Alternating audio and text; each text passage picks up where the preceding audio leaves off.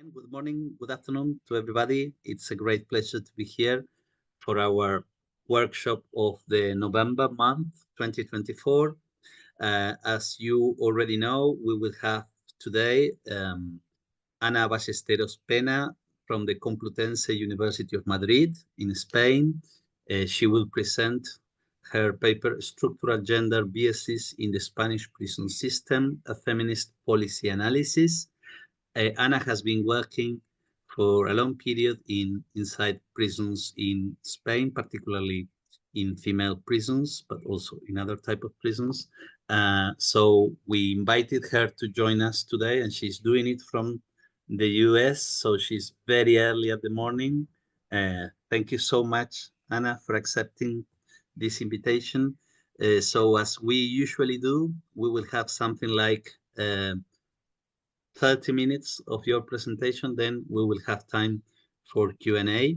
So please start whenever you want. Okay, thank you everyone for coming, and thank you especially Máximo, Richard, and Rachel as well for the organization and the kind invitation. And it's a pleasure for me to be here and to share like some of the research I'm doing and I have done with all of you. So I am gonna share my screen. Okay. Can you see this screen, right? Yeah, okay. So, okay. Okay, at this no, okay, here. So, well, I would like to begin by saying that my presentation today is based on two papers that have been recently published and that are the result of an encounter between myself and my co-author Maria Bustelo. From an academic point of view, it represents an attempt at a fruitful dialogue between political science, particularly feminist policy analysis, and the sociology of punishment and feminist criminology, which is also my background. So my doctoral research focused on women's prisons in Spain and was informed by a sociological and criminological approach. As a result of certain opportunities, Maria Bustelo and I began to collaborate, and she is a professor of political science with a great expertise in feminist policy analysis, and the idea was to connect our approaches. And also later on, we started to work with Amy Mathur, who is also professor in political science, and we are also putting together an edited collection that tries to involve more people in this dialogue and exchange.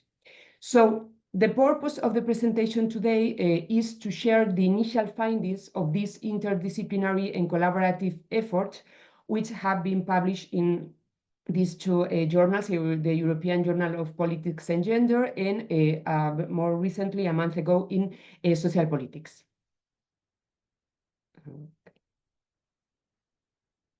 Okay. So I am going to structure my presentation today as follows. First, I will give you some background information on the present on gender and prison issues in the public policies and in the academic literature. Second, I will present the goals and methodology of the papers. Third, I am going to focus on the results of the analysis conducted in Spain. First, focusing on the process of elaboration of the gender equality policies and the ideas that inform this process, the so-called adoption phase, and then I will focus on the implementation phase. And finally, I am going to finish summarizing some of the main ideas of the paper. So, as most of you will already know, from a public policy point of view, historically, women in prison have received very little attention worldwide, with the exception of issues regarding sometimes children, maternity, etc. Attempts to transcend this limited approach are scarce, and the main examples of gender equality initiatives come from Anglo-American countries such as Canada, the UK, and the US. And the most relevant and pioneer exercise was the Canadian one. And for the elaboration of the report called Creating Choices, there were brought together feminist and indigenous activists, academics, and human rights organizations to propose a model of intervention that incorporated a gender and indigenous approach. A lot has been said since then about these efforts by, for instance, Professor Kelly Hannah Moffat and others, so I invite you to read their work on that. And what happened in the academic literature? So on the one hand, there has been produced a fruitful literature on gender in prison coming from different disciplines such as sociology of punishment, law, criminology, and anthropology. This body of work has studied discrimination against women in the prison system and the gender nature of punishment, providing very useful tools to understand the nature and impact of the imprisonment of women. However, within this scholarship, the policy process has been frequently overlooked. And on the other hand, we find a flourishing scholarship of gender and politics that has analyzed the policy process from a feminist perspective. Some authors have studied the creation of gender machineries and the institutionalization of gender equality policies, but also the formulation process, implementation, which is at the moment very flourishing as well in this body of studies, and also, but to a lesser extent, evaluation. They cover multiple policy areas, labor markets, sexual and reproductive rights, care policies, academic policies, and many others, but regrettably, nobody has paid attention to the coercive hand of the state, for instance, the prison system. So the goal of my presentation is to contribute to bridging a gap in the scholarship of gender and politics by analyzing a domain that has traditionally been invisibilized and ignored, while at the same time we aim to offer as well new conceptual tools to the scholarship on gender in prisons. Particularly, we will show how the particularities of the prison system, in this case in Spain, but some of these aspects can be also applied to other systems, pose specific challenges for the development of gender equality policies, and importantly, for achieving gender transformative goals. And here, we need to distinguish between different kinds of gender impacts when we put in place gender equality policies. So we can have gender neutral or even gender rollback impacts in the sense that there are symbolic policies just in paper, or even the ways in which they are implemented of design result in more inequalities. But also we have the so-called gender accommodation when they can improve the situations of certain group of women, but not transforming gender roles and norms as a whole. And finally, the idea of gender transformation, which is the most difficult and long-term goal, meaning transforming gendered and sexualized norms and the roots that produce and reproduce gender inequalities. Additionally, the second goal of the paper of this presentation today is to explore the role of ideas in the adoption and post-adoption phases, taking the gender equality policies in Spain, and specifically the Spanish Gender Equality Action Program between women and men in the penitentiary field as a case study. So in terms of methodology, we analyze policy documents, particularly this Gender Equality Action Program, but also reports and other laws. And additionally, we conducted 27 interviews, 4 with politicians who were in charge of the prison system in Spain at different points in time, and practitioners working within 3 prisons with women units. And currently, I am conducting more field work in a prison in Spain with prison officers as well, practitioners, and also politicians. So this part is also informing a little bit this presentation. And for carrying out the analysis as well, we apply the critical frame analysis. That is a methodology that aims to uncover and study different representations of the problem of gender inequality and the solutions embedded in policy documents, showing the voices that are present and absent during the policy process and the consequences of it, including power imbalances. We could maybe discuss a little bit more on the methodology in the Q&A.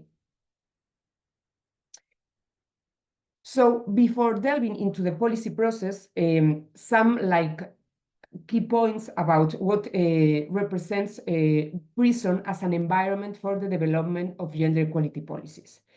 And here it is very important point out certain key characteristics of the prison that can affect the possibilities of implementing particularly public policies and having an impact.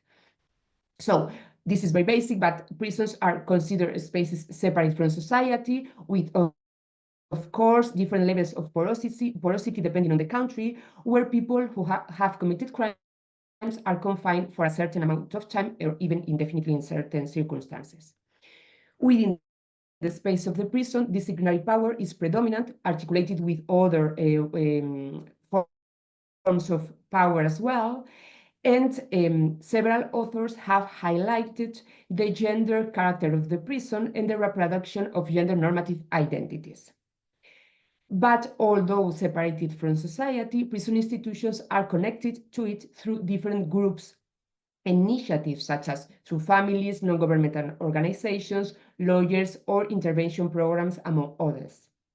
However, the nature of this connection is always mediated by the punitive nature of prisons, and furthermore, its close nature frequently reduces the opportunities of exchange with other areas of public policy, including gender equality policies. So moving to the Spanish case, just a little bit of like a snapshot on the evolution of female prison population in Spain. Currently in the country, there is around 4,000 women in prison, and they represent around 75% of the total prison population. Although the percentage seems low, it's one of the highest in the EU context, where the average is around 5%. Okay.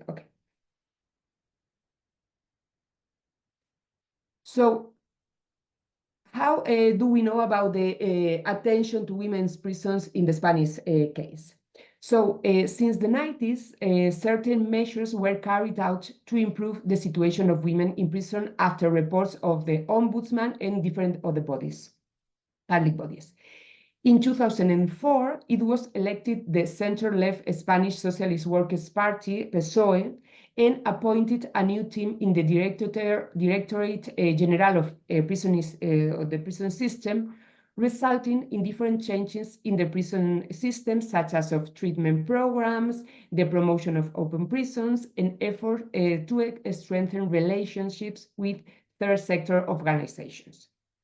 During this period, there was also a proliferation of gender equality policies in the whole country as a whole, like the gender-based violence law, etc., which materialized in the adoption of important legal texts.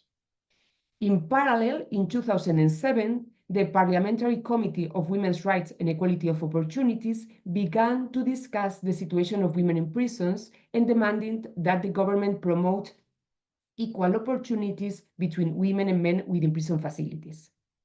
As a result, during the second tenure of the PSOE government, 2008-2011, the Gender Equality Action Program was passed, and it included more than 120 actions for the improvement of the situation of women in prison, such as the creation of a technical commission comprising some academics, civil servants, and experts to monitor, support, and prioritize the measures included in this Gender Equality Action Program, the promotion of legal changes, such as the amendment to the criminal code that reduces the length of sentences for drug trafficking, one of the most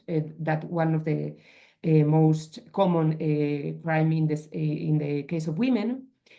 Increase attention to survivors of gender-based violence through the called Ser Mujer to Be a Woman program. The implementation of a family mediation pilot program to facilitate relations between mothers and children, as well as to prepare for a return to the family environment, the creation of external units for mothers, among others.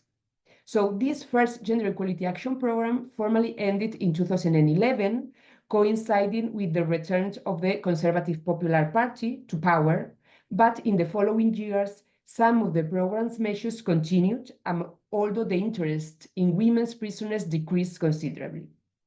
And in 2018, a new central left-wing government took office, and there has been a new impulse for incorporating a gender perspective into the prison system. So I am going to share with you the main results of the analysis of the adoption and post-adoptions. I will start with the adoption. So literature of gender and politics points out that the participation of different actors in the formulation of public policies is a critical part of promoting gender equality and incorporating the voices and demands of different groups affected by these policies. However, when we analyze this Gender Equality Action Program, we see that was almost exclusively elaborated by the prison system with some collaboration with the Ministry of Equality through the Women's Institute. Although some studies and analysis by feminist scholars were used for the diagnosis of the gender inequality situation in prisons, there is no evidence that feminist scholars were involved in the formulation of the program.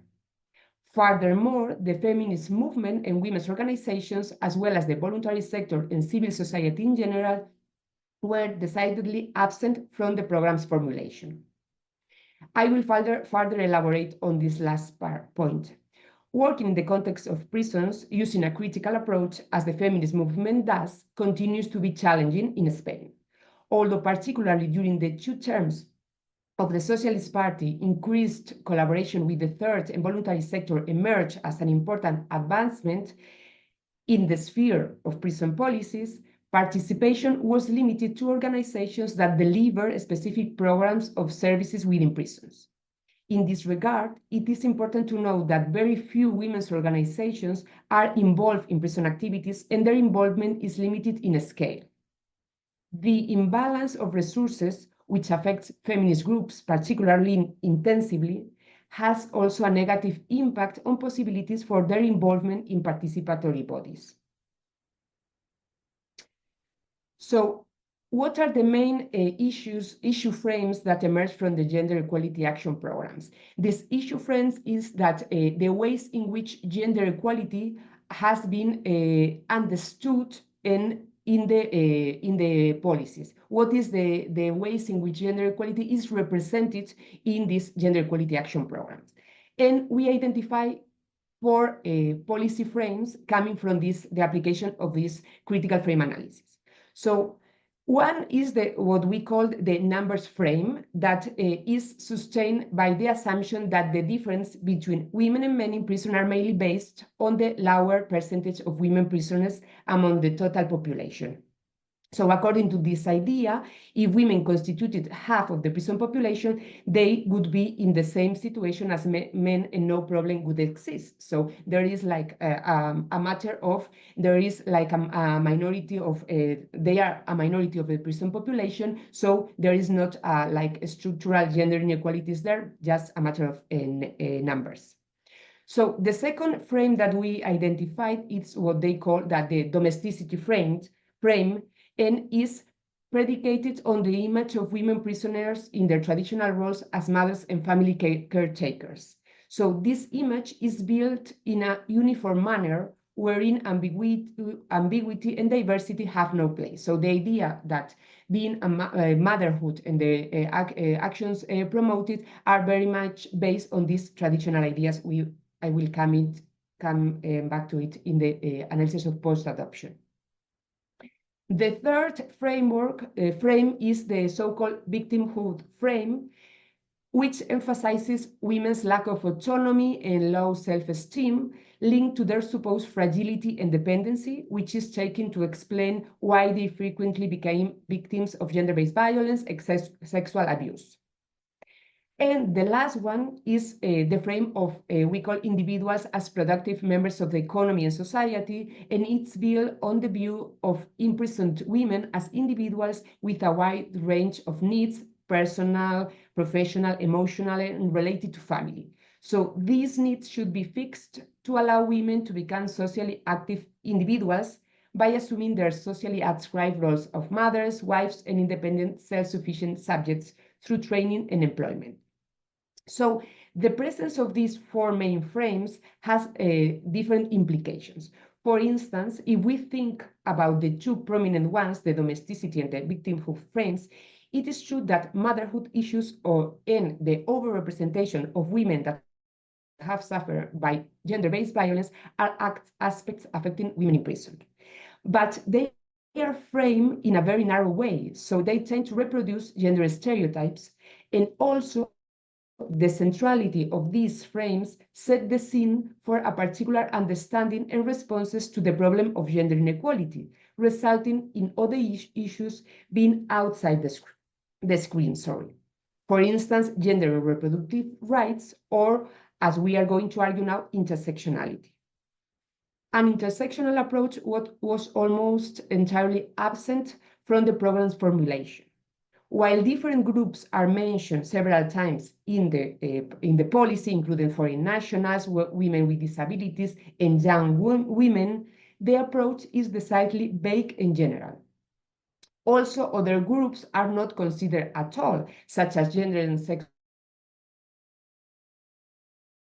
groups and the Roma population, who, according to the few analysis studies conducted about this ethnic group in Spain, represent still 20-25% of the country's prison population.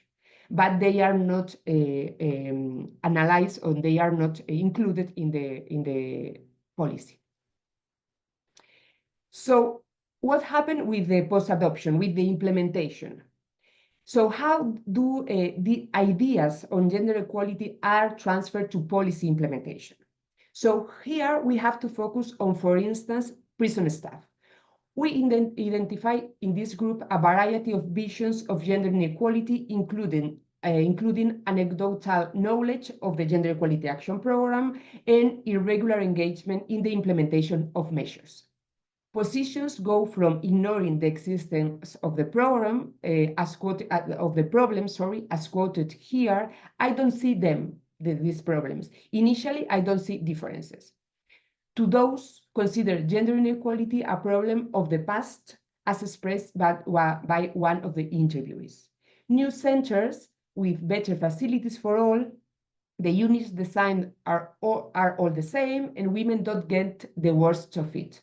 Women's situation gets better because the infrastructure has been improved. So this is linked with this idea of, as they are a minority, they occupy the worst spaces. So as we are building new prisons with better facilities, the situation is going to improve for them as well. So, and here it is also important to note that political support at the highest level for gender equality initiatives also represents a critical aspect, especially due to the strongly vertical organization of the prison system.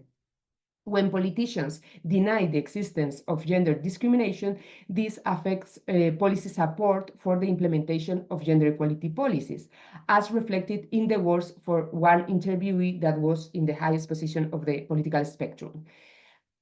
As he said, I have the perception, and this is a matter of fact after 30 years of working in this field, that women receive attention even with positive discrimination. Just because they are fewer of them, they receive more attention. And finally, it is true that there is a minority group within the prison staff, normally within the prison, like the technical teams, that are more committed to gender equality. For instance, those that are involved in the implementation of certain programs inside prison. But its capacity to generate, their capacity to generate real shifts that impact the entire institution is extremely limited. And regarding third sector associations and other civil society organizations, They are involved, as mentioned before, in providing services and programs to prisoners. But few examples exist of advocacy groups or feminist groups being allowed to develop regular programs in prisons. Some authors highlight the need to consider resource imbalances when analyzing the involvement of different groups in the implementation phase, particularly relevant in the case of prisons. Here we have to consider the particularities of punitive power and the strong hierarchy of the prison system. For instance, the ability to denounce discrimination is intertwined with the fact that access to prisons may be restricted as a result. And in terms of resources, the location of correctional facilities in remote areas and the time and economic constraints that this perpetuates can limit possibilities for implemented initiatives in prisons. Furthermore, the monitoring and evaluation of public policies can be an interesting mechanism for fostering empowerment through inclusive policies. As mentioned before, a technical commission was created within the framework of the Gender Equality Action Program with different representatives of different governmental departments, prison facilities, scholars, etc. But the commission did not specifically include women or feminist groups, and its main task was to prioritize measures included in the Gender Equality Action Program. Thus, the scope for negotiation or expanding the issues covered was highly limited. And finally, if we consider the measures undertaken, we see that certain continuity with these frames initially analyzed. So indicators was developed regarding the differences between women and men in prison within an equal access approach. Here is interesting that still now the approach that the authorities are promoting is this idea of equal access to the services that are already in place. This is the main priority. For instance, in the case of Spain, now they are promoting mixed gender units, mixed gender departments, in order to allow women as well to get access to the same services that are provided for men. This, the domesticity frame was translated into practice through the design and implementation of a family mediation program, which sought to restore ties between children and other family members, alongside the expansion of external units for mothers. Regarding this idea of victimhood frame, this was addressed through the To Be a Woman program, which sought to reduce women's prisons' vulnerability to gender-based violence. And finally, the frame of individuals as productive members of the economy and society was put into practice by prioritizing certain programs like as the respectful units that I analyzed in my PhD. So, however, the implementation and continuity of these measures has been uneven. For instance, this system of indicators was a snapshot in the moment that it was conducted, but then it was not like measures after that. So we don't have like how has been the evolution in these indicators over time. Also, the family mediation program was implemented as a small-scale pilot, but with the change of the government, it was not there was not continuation with that. But other measures that, for instance, the To Be a program, To Be a Woman program, it was yes, it was a continuation over time. So to conclude, unlike other sectors, certain characteristics of the prison system create a challenging environment for the development of gender policies, and particularly those with transformative goals. The complex power relations involving the institution of the prison, prisoners, civil society organizations, and other public departments, the punitive character of the institution and its hierarchical organization, etc., are elements that can difficult the implementation of gender equality action programs and plans. But regarding the role of the actors in the adoption and implementation, in the case of Spain, we have seen how the CEGIPP, that is the prison authorities, played a primary role in the absence of women's organizations, feminist organizations, and gender experts in this phase was highly remarkable. This resulted in the lack of consideration of the voices and demands of the women's and feminist movement. Groups with limited resources and power have scarce possibilities of participation in prison programs. This is connected with the limitation in the involvement or in women's prison, or one factor that can help us to understand that.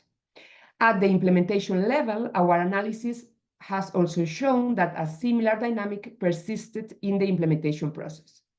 Furthermore, the daily life of the prison institutions depends on prison staff, who do not always share of belief in the ideas and initiatives promoted by gender equality policies, generating the dynamics of resistance to its implementation. And the feminist and women's movement had no role in the design, monitoring, and evaluation of the Gender Equality Action Program, either as a whole or at the practical level of implementation initiatives in the prison environment. This impacted the entire process and clearly influence the outcomes achieved by gender equality policies. Even if some policy outputs were achieved, the process did not result in real outcomes. And thank you very much. And this is just like, this is a debate currently also in the UK about the fact that is the last question to answer, is that the prison environment is the place for like gender equality and in particularly transgender equality with transformative effects. And thank you very much. Thank you very much, Anna.